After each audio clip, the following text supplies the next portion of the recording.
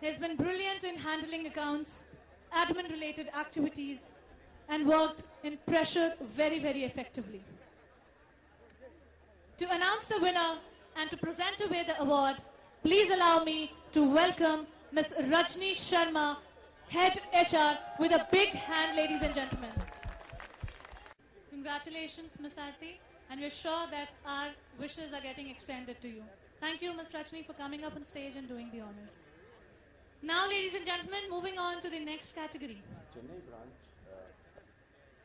Best Branch ASG. And the nominations are Kolkata Branch. It displayed the maturity par excellence in its very first year of inception. Entirely self-motivated team. Not even a single instance of problem by the team or the customer was reported. Entire team has a perennial thought process to achieve the excellence in every field, including targets, accomplishment for different principles, payments, realization, etc. The next nominee is Chennai team. The branch developed a level of maturity this year and rose a phoenix from the ashes of average performance last year. Entire team is self-motivated and have a strong sense of ownership and responsibility. Let's hear it for Chennai, ladies and gentlemen.